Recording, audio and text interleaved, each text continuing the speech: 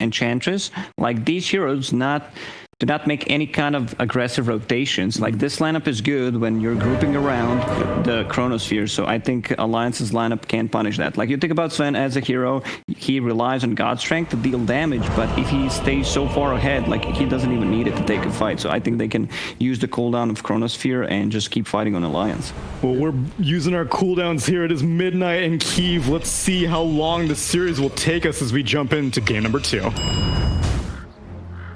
Prepare for battle. It's going to be a while because we are going to a game 3. Isn't that right, Fox? Yeah, we are already, though. That is true. We're already here at game 3. No, it did sound like you liked Evil Genius's draft a bit, but you weren't sure about the Abaddon? No, I didn't actually really like theirs. I was meeting with you. I actually did like Alliances quite a bit. I think they played really well around the cooldowns last time, and I think they can do something really similar. I also think that they did draft themselves a bit of a pressure lane to put that pressure onto Arteezy, if it is the lane that I think it is, which is Axe Battle Hunger plus Phoenix Fire Spirits. Yeah. All about messing with those last hits, getting some damage on him and slowing him down. And I really liked the way that they played last time. I thought they played this like disengage game so well, and I think this is very similar. It's a great game that they can just constantly disengage because it feels like it's really just Earth Spirit doing to catch people. Yeah, we haven't seen a whole lot of Axe, but this is a classic Axe dual lane. Axe can protect the egg, gets a lot of pressure in the laning phase. This is going to be the first time, though, that Evil Geniuses have played the Faceless Void in this tournament. Yeah. They've been mostly playing, well, Terrorblade. What else? I think that's about it. Terrorblade, Arc Warden, and Terrorblade, Arc Warden, and like the Naga Siren game, and I think they had one other game where Arteezy maybe has been Sven. Yeah, that's probably a Sven in there. The battle So, begins. yeah, I think that they've got a lot of different tools to be able to kind of counteract this Void, this Invoker. And when I look at EG, like the panel said, there's just Invoker for the Void combo. It's like Earth Spirit, he can kick some stones and silence people inside of it. But besides that, there's not really a whole lot of damage they can just throw into that Chrono. So I definitely agree with what T-Governor was saying. It's like they're looking for this Void to just have tons of items in this game and kind of carry. And that may not be the case if he has a really rough laning phase. Yeah, we'll see if Enchantress can kind of change the tides there. It's going to be a lot about like how they adapt to bottom, like make sure they block the hard camp, make sure they deal with those like creeps that the Enchantress does take, and just keep putting those spells onto the Void. And I do think Alliance, I look at their draft, they can fight as 4. They can even fight as 5. Like if the Sven wants to show up, a lot easier. They can just fight without items. For sure. A lot easier than the side of EG. And we're seeing the combo. Battle Hunger, Fire Spirits, very annoying. Yeah, it definitely feels like Alliance is going to be able to take the pace of this game for sure. Crit, just doing some pulling shenanigans, rolls on out. Alliance just keeps on drafting this Jakiro. They seem to really like this 5 position right now. Lane bullier. Yeah. Super lane bullier. It seems like every single time people put double melee into it, which is just, it's not nice. It's not nice to play against. You both get clipped by dual breath, or you have to pretty much just rely on pulling lane or just doing crazy stuff to actually win that lane. At least this time, just like last time, we thought he was going to get the press the attack to be able to dispel. He can dispel those dual breaths that get thrown on him with his shield. Mid, this matchup should be pretty tiny favored. If Evil Geniuses does go out here, I feel like that will be the 2 teams eliminated, that 5th, 6th area, that have opted for like a lot of more like conservative late game strategies occasionally. Like Evil Geniuses, I mean, they're mostly known for that, but Liquid was trying to take some of that approach sometimes. We saw in that game 1 earlier today. Yep. Man, look, 3 last hits on Arteezy. He just can't really get much of anything down there. Just get Fire Spirits plus the Battle Hunger. The damage it adds up very quickly. 5 last hits now on the Invoker. It seems like all the lanes are not going the greatest in the first 2 minutes. GPK will start to, I say that he'll start to recover a little bit there, but Limp, I think he's still going to dominate that matchup for the most part there. And it's his most comfortable hero, right? Limp Tiny. I'm sure Kyle upstairs is like, Limp Tiny, wrap it up. This is the one hero that he just owns on. No, of course. But it is his strongest one. So we're going to see an early rotation. This is how they're going to try to shut him down. Okay, nice roll in. Crit gets the kick back into the Tornado. Very nicely done. And this is how you have to win the lane if you're the Invoker versus Tiny, right? You can't really out CS him. He hits for too hard. You have to be able to work him down and eventually kill that Tiny. They don't manage to get the first blood just yet. Crit rolls right on by. Where are you going? So Limp will be able to get back to lane safely, but he's low on regen, and GPK will get some free time in lane as well. boy, this Faceless Void is very unhappy with this situation right now. And he bought a stick too, so he didn't actually bring any more regen. So he's gonna be able to get a little stick charges up, but as for his HP, suffering. Last salve used. Oh, Battle Hunger does instantly get removed there though, so Arteezy will have a little bit of breathing room at least for this next 2 creep waves for a moment. But yeah, eyes on Crit really to fix these lanes a little bit here, especially like we said, the mid one, he's gonna be rotating a lot. Ramses. He's a bit healthy up here. Yeah, I think he should salve. I was about to say, he's a little bit close to that kill threshold if they do actually commit onto him. I never feel great when I see Evil Geniuses and I look at Ramses' lane and I'm just like, he's not going to be able to do that. Man. Like, you know, he's such a, like, I want this guy to have farm. There's a reason, you know, he was a carry player once upon a time. Like, he does so much with farm. Arteezy is going to be able to time walk back to the tower, but he is completely out of lane. Yeah, this is going to be such a slowed down Void versus a Sven who's not slowed down at all, and invasion into that Sven triangle. Looking at what Alliance has set up, they have so many ways to protect the triangle if they do want, you know, this Nico baby Sven to back up and go farm those Ancients at some point, which I imagine they do. Contesting into like Axe and Phoenix, and a Jakiro is pretty scary with a tiny rounding it all up. Crit, the D-ward. And thanks to that gank, the Invoker has caught up. And hey, there we got the first blood on Evil Geniuses on S4. So as soon as they're able to get that creep, it seems the tides have turned. Yeah, he went all the way into the enemy jungle to actually get that one there since they did Sentry Ward the camp. And yeah, I mean, I did not see that one coming there as far as staying a little bit too low, just pushing the limits. Doesn't help Arteezy a whole lot, right? No. At least like pushes like the lane. Actually, doesn't even push the lane back for him at all. So at least Fly gets some extra gold for himself. So Fly's like, thank you. Oh no, FNG is even getting denies over Ramses right now. Fortunately, Ramses in this solo lane, he's actually done pretty respectably for himself, 20-1. Yeah, I mean, they can't really, like, they can't ever go on him, because if he's saving the shield, they can't go on him. He did just use it aggressively, though, so they could look to actually punish Ramses a bit here. Oh, instead, they're actually just going to get a free courier. All right. Okay. Love it. Try to pop the shield here, so maybe they can look to kind of punish him. Stun for the creep. That'll just slow him down a little bit. Yeah, but at this time, it's a level 3 Hypnotic Shield. Another kill. Crit shows up at the bottom lane to kill S4 again. They said he's going to TP in. If we can kill him, then that just bails out Arteezy for a good amount of time. Huge. Fly's able to find another big creep here. Going to that other big camp, he does find it. And with that, they are very strong with the rotations. And we're seeing mid. He's fully recovered. All right, I didn't think he'd actually take over that much with the rotation, but he really has. Watch Phoenix, he's stacking up that hard camp and the ancient camp over here. So like you were saying, if they can get that for Nico, baby, it'd be really big. Though I do wonder if S4 is maybe going to take that hard camp since this lane has gotten a bit difficult. It's definitely Paul. I think he just is, yeah. Dire's courier. Go! Okay, he just walks in and kills it. Oh, bam. What hit that courier before? It had a little bit of damage on it. Not sure, actually. And that's the only way Crit was able to one-shot it just like that, just before he gets into the trees. Look at how active they're being around. They're like, all right, well, Arteezy's lane is kind of fixed now because they got those 2 kills, so they're just moving around the map. They get some very deep aggressive wards down, too, to watch these couriers, watch these stacks. Dire's middle tower is under attack. This is just such a classic move at this point in time, is the 2 support rotation into mid lane around the siege wagon push. Use of the glyph to be able to protect the creep wave. Limp isn't able to burst it down, meaning the tower it'll take a lot more damage as a result. Hanskin is here to slow down the hits. Nice courier kill here from S4. I mean, they've really recovered those first few minutes. The first 4 minutes were looking very one-sided for Alliance, but yeah, EG with a couple of these kills have recovered their 2 faulty lanes. Top though, they can't slow down the Sven. No. So looking to play away from him for the time being.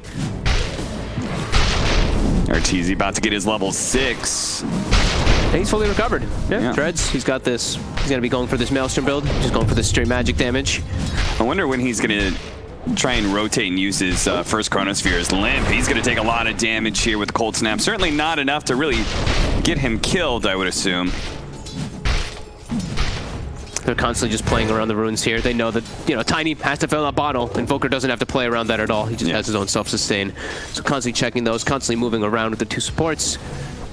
See what Fly's able to do here, heading toward top. And Ramsey's just a sustainable lane, man. I'm very impressed that he hasn't died once in this lane. Yeah, but he's just held his ground. held his ground. Now, like, as soon as you get level 5, a lot of things feel a lot better. Like, a Aphotic Shield feels like a really potent nuke, and then 6, 7, like, these are big, big power spikes for an Abaddon when he's soloing. Yeah, he's actually going to be able to probably put some tower pressure here eventually at some point, but oh, crit. Walks in to try to maybe get some information over here, but he doesn't have boots. They can't block the roll away, though. Yeah, he puts himself up against the wall, so it's really difficult to get in front of him. But we see these deep wards. Look, GPK is now starting to get aggressive. Yeah, they know. The Sven's still farming up these camps. They're going to be able to get the Tornado EMP burnout onto Nico, baby. Time dilation. Arteezy does join them and uses the Chronosphere. Now the roll in from the Earth Spirit. That's a little awkward. Fortunately, he's bailed out by the Aphotic Shield as he kicks away Limp. They're going to pursue underneath this tower. More TPs coming in from Alliance. A Fire Spirit's looking to slow this all down. Toss up in the air right as Arteezy gets on top of Limp, but a bash hit, and that is the kill.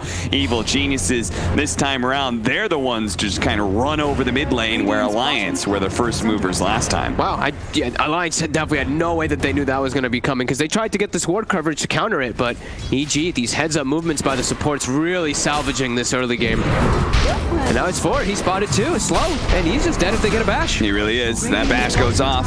Is under attack. Gets the last hit on the hard camp. Creep gets a faded brooch. Like, it doesn't get better at this point in time for EG.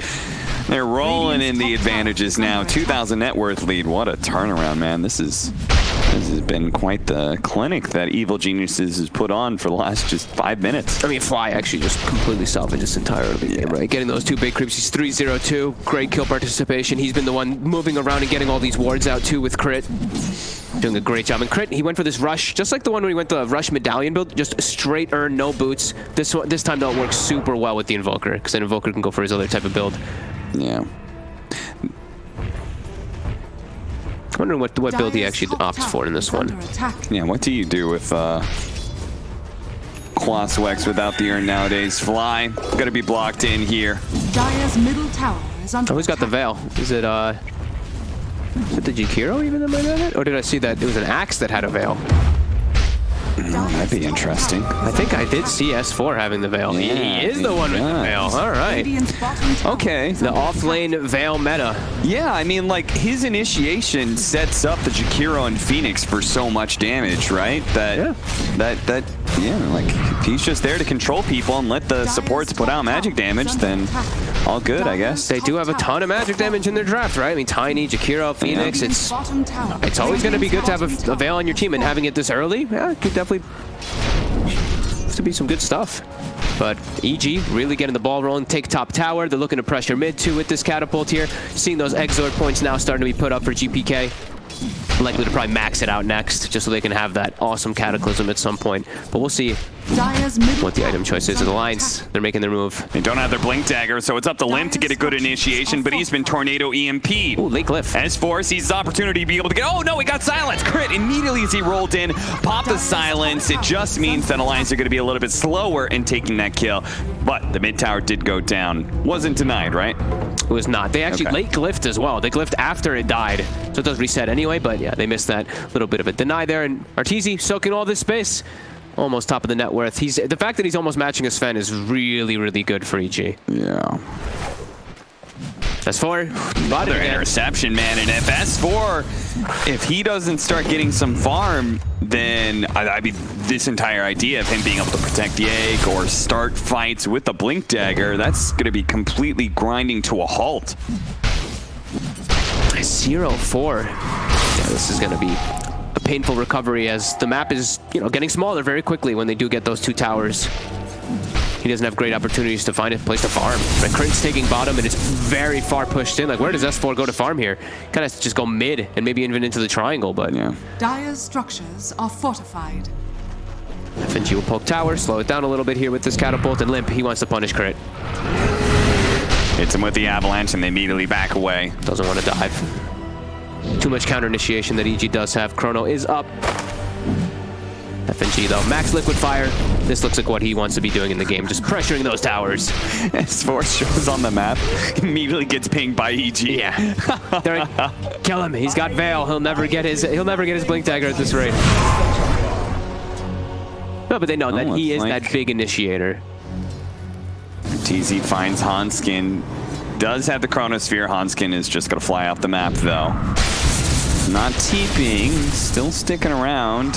Okay. He'll have to stay there for 30 seconds, though, if he wants to pop back out again. And this Veil is looking like it's going to start hurting him a bit here. He is not finding good places to recover. No, he's not. Limp really wants to make a move on crit bottom, but yeah, all their lanes keep getting pushed in. It's not a good sign for Alliance right now.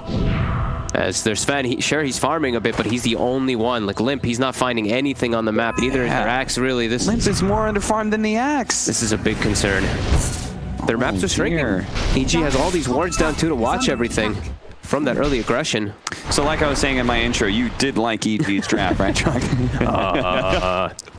No, I mean this turned so weirdly against them. FNG, this happened last time, and he was able to just TP out. But I'm pretty sure his TP was on cooldown. So that was the most obvious, like, suicidal push I've ever seen in my life.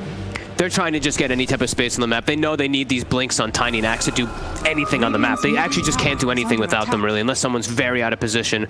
Or they get some cute kind of toss play, but even then, it's onto a Batten, so tough kill. Yeah, without a blink tagger, Ramses is really fast and was just able to stay ahead of them. And now with those movements top, you see Arteezy, he's going to shift over so they can maybe catch a fight there, as he's very strong right now on this Void. And EG, they're all connecting. Yeah, they've got a bunch of team fight items too. Double drums, Silence is gonna wear out soon. Hanskin, no Supernova. Huh. He didn't even try for the Icarus dive just to see if he can get a little bit of space there. Oh, they're gonna take away the Satyr as well. Oh, they've actually got the last hit there. But EG, I mean, this is huge that they're able to just take over the enemy jungle at this point with a Void lineup. Yeah. He's already got the Maelstrom. He's on his way toward that Mask of Madness too. So, like, you said they could protect the triangle, which is good, but at the same time, if that's all they're able to protect, it just means only the Sven's gonna have farm, which is exactly what's happening in this network chart. They're getting severely outfarmed. I think Nico Baby, yeah, he's gonna be going for BKB just so I think he can get involved early. I think they're suffering too much without him. Blinks should almost be online, it looks like, for the Tiny, at least. Radiant are scanning. I said that and I lied. He has a lot of small items, so not close. So S4, his is also probably a bit far away too. Oh man, FNG, another suicide push down to the bottom lane. Sure. My man's just gonna keep it going, and he is slowly but surely taking this tower. So if they can actually get the tier 2 nice and early, but they found Limp. Oh, this is such a big kill. Oh, and such a bad death for Alliance. Ouch. Hey, but look at FNG, dude. FNG's running past the tier 2 at this point. Macro firing the creep way. Like, my man. Dude, he's almost taking the tier. I mean, he's doing a good job of pushing this bottom side. Dude, he almost got the Siege Wagon in range of the tier 2, and that probably would have brought it into deny range. They're going to go on to Ramses. Ramses is always the one showing the other side of things, but Arteezy is going to show up with a 2-man Chronosphere. There is the Supernova on out, so they're going to have to just retreat, reset. This is actually quite good for Alliances. They may still be able to find a kill on the fly, but no. Double damage. Can't really go for it between the heal of both the Nature's Attendants and the Aphotic Shield, so. They're just so slowed down with their coordination, with those big initiators. They have follow-up if they can get the initiation decently, but it's never in a good position. And now Nico Baby has got Strength's gonna be running out. They do catch that deep ward that was placed by EG though, so information will be lacking a little bit now. So what did we settle on, Fog? This Veil, like, cool idea on paper, but in execution, not so good. We needed the Blink Dagger faster. Yep, definitely. It's hurting I don't think they expected both of them. I think that's why he went for, right? I think he was like, oh, how's your game going? Limp's probably like, I'm having a good lane, and then yeah, it all just ends up falling into flat on their faces, really. Yeah, like, what are the chances neither one of them is able to get their Blink Dagger quickly? I mean, it's 17 minutes. This is like, you know, your support heroes in some situations already have Blink finished up. Yeah. They're so slowed down from the movements from these supports of EG. Lands for the Abaddon. The Alchemist. You know why that train of thought was happening? I was like, 17 minutes and Alk would definitely have Radiance by now. And then it just stuck in my head. Couldn't get rid of it. 4,000 net worth lead for Evil Geniuses, so it's not insurmountable by any means. Alliance can still make the comeback. They have the BKB, they have the Mask of Madness, they certainly have the firepower to win fights. They just need the initiation factor. Yeah, there is a lot of different counter initiation that comes from an Invoker, though, right? When he is this farm, PPK, he's very mobile around the map. He can show up to pretty much anything to back it up. Arteezy's just going to go straight for BKB because he knows it's just like mostly magic damage he's going to have to be worrying about from Alliance. This is looking a bit grim here for Alliance. They got to find it. They got to find some big stuff with their double blinks do arrive, which they should be coming out pretty much right now. Okay. Let's see what they can We're happen. probably going to see some smoke. Radiant's Yeah. structures are under attack. Blinks on lit. Scores. Still a bit low though on health. The blink coming out this late though is like it's kind of like everything for Tiny, right? Because now everybody's health threshold. Oh that's my such a high God. portion, and now It's going to come out late. In fact, it's going to come out too late for them to stop this Roshan that's being done by evil geniuses. And now they're like, oh shit, we have to jump into an Aegis? That wasn't the game plan, guys. I think they have to. I think they still have to just kind of go for it here. For sure. I don't think they can just like sit back in this type of game here. You're playing versus an Invoker Void. Like that Cataclysm is starting to build up because of how bad this early Well, I game don't went. think he wanted to go on the Abaddon, but it's the hero that showed up. Immediately pops that ultimate, and it's going to wear out soon, so Lem's going to jump onto him with the combination. The Macro Pyre not goes even out, dead. but Ramses is not dead. Gets the Aphotic Shield off, pops the drums, pop the phase, and away he goes. Well, that is God Strength and Mask of Madness, but they didn't use BKB, they didn't use Supernova, so a lot of big things still up for Alliance at least. But now they know that both blinks are online, right? E.g., Yeah. they did get to see both of them immediately when those initiations did go off, so now they can play around them.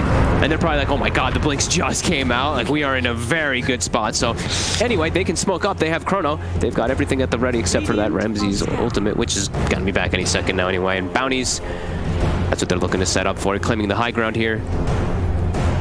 Who are they going to find? FNG is breaking the smoke and somehow still getting away. Getting some speed, some war cry.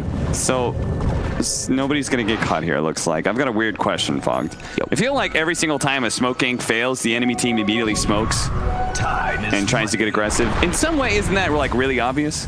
Like what is the advantages of going for this smoke anyway? So we're gonna watch Limp get caught. Very, very dead. Because a lot of times when teams do have a like unsuccessful smoke, they'll back up and it's like, oh, you know, you smoke, but now your lanes are going to start to get pushed in, so they have to address something. So maybe you're thinking you can catch something, but not going to be the case. They will find Fly at least, but gonna lose Hanskin any minute now. So basically, even if they know the smoke is there, like the combination of movement speed, not knowing where they're on the map, and the fact that, like that you have usually side lanes that are pushing, like there's something that has to be addressed. And so the pressure of the smoke is still effective, even if it's known. Yeah, because smokes are usually done, it's like you have this very like small window to make them happen where your lanes are in a good position, like either one hero showing on the map somewhere, so it's very unexpected, but then, yeah, you have to back up and fix those lanes if it does not go successful. Alliance still playing over here in this area, not under ward coverage at the moment, but very quickly losing more and more of that net worth. Of course, EG up to 7K. Yeah. Experience, 4K, but Arteezy's farming right in front of their tier 2. they're going to have Cataclysm online any moment now. Yeah. This Invoker is pretty much going to have it ready, and that is going to prove some big problems if there is any multi-hero Chronos at all. Great. Rolling. He's got the Vessel too, so S4 just burning so quickly. Yeah, even Arteezy comes in and says, thank you. FNG showed himself. Our crit almost nailed him with the roll. Uh-oh. This is looking pretty grim here for Alliance. Sven is farming, but it's just Sven in this game, he cannot carry by himself. There's a Void that just counters him straight up. What do you think is the biggest difference between Game 1 and Game 2? How like even the very first game that got canceled, right? Alliance they took the advantage early.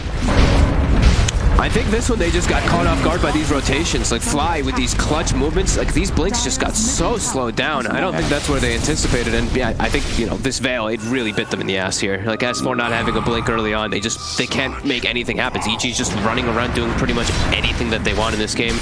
And Limp, it's like, sure, you're this mid Tiny, but you got a blink dagger at the timing of the support Tiny. Maybe even later than that, because we've seen some 13-minute blinks on these support Tinies. He got it at like 17, 18 minutes. It was incredibly slow.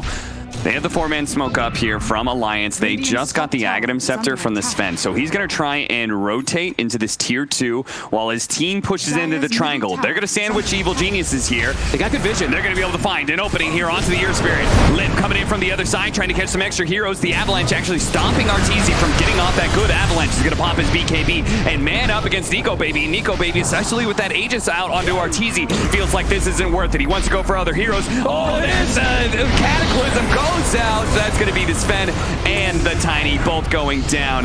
Arteezy keeps it going. He'll stick on the FNG. Hanskin just using the Icarus dive. Can't really get anywhere either. So looks like this is just going to be most of Lions being cleaned up. Yeah, 4 dead. Only S4 survives. That was not the smoke that Alliance thought it was going to be. No, I think this is honestly GG. I don't see a way for Alliance to come back in this one. We mentioned how EG, they need items to be able to fight, and they acquired those items at such a fast pace because of that like small little window of like 6 to 11, 6 to 12 minutes where they just decimated the map, and yeah, it's Rax. And you have a Sven versus a Void versus an Invoker. Pretty much no way of recovery for Alliance here. It's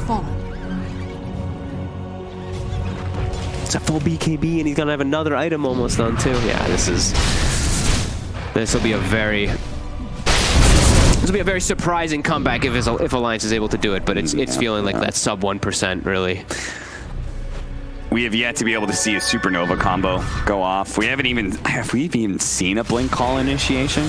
Don't think so. He got the blink dagger and then he initiated on the Abaddon. That was it. He followed up. Seen so far. He blinked on top of the target that Nico Baby initially stunned, right? The Earth Spirit, right? At the beginning of the fight before, but yeah, there wasn't really much. We haven't seen that like really beautiful, like, oh, we got the initiation on Invoker, and now there's the Ice Pad, now there's the Supernova, that sort of thing. Ramses breaks the smoke, does get called up. Of course, it is an event, so it's not like he's in danger. He's exactly where he wants to be, right there in the middle of the fray. Arteezy, he's going to join him here, going straight for Nico Baby. Once again, trying to use his net worth advantage. The Cataclysm coming in, does a good amount of damage. Most of Alliance are near death at this point in time. It's just a question who's going to get caught. Crit the roll in down the side lanes. The Supernova is going to explode soon, but with this damage taken out onto Crit, they're going to clean up most of these heroes. TPing in from FNG with these buybacks. They're hoping to be able to catch somebody here, but Ramsey's only just now, his ultimate's going off, so you could see that Evil Geniuses, they handled this damage coming out from Alliance. It was a pittance. It was nothing to them. Yeah, they're calling. And that's it. Yeah, that's it. Game over. That was the last attempt at a fight, but even without Chronosphere up, EG dominates the fight because of this advantage that they're at. And oh man, that guy. It looked good, right? This first few waves, the first 6 minutes.